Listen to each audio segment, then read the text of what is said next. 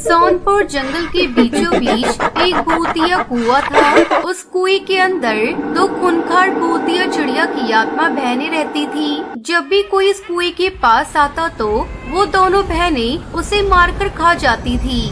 इस तरह एक रात पास के गांव के कुछ पक्षी उस जंगल से गुजर रहे थे। चलते चलते उन पक्षियों को बहुत तेज प्यास लगती है। तभी उन्हें कुआं दिखाई देता है। वो सभी पक्षी पानी पीने कुएं के पास पहुंच जाते हैं, लेकिन तभी अचानक कुएं के अंदर से वो दोनों भूतिया चिड़िया की आत्मा बाहर निकलकर आ जाती है। कैसे हो तुम सब?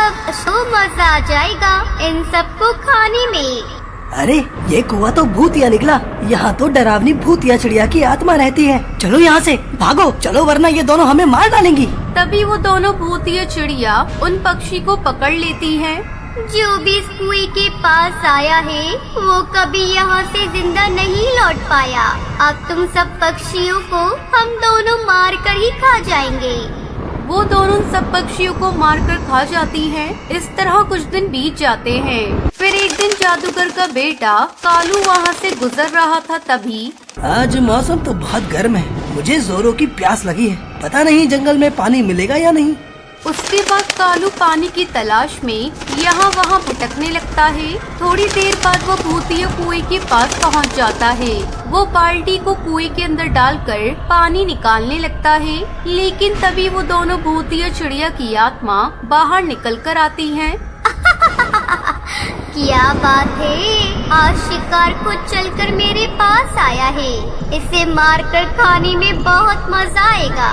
नहीं नहीं, मुझे छोड़ दो। तुम दोनों के आगे हाथ जोड़ता हूँ, मुझे यहाँ से जाने दो। बेकार में रोकर अपने आंसू मत बहाओ, क्योंकि अब तो यहाँ से जिंदा बचकर नहीं जा सकता। लेकिन हाँ, तुझे एक और दिन जीने का मौका मिल जाएगा, क्योंकि आज हम दोनों ने एक मोटे पक्षी को मारकर खाया है। हमारा पेट भर चुका है, इसलिए हम तुझे कल मार कर खाएंगे। उसके बाद वो दोनों कालू को कुएं के अंदर बांध देती हैं। दूसरी तरफ जादूगर को बहुत फिक्र होती है कि उसका बेटा अभी तक नहीं लौटा।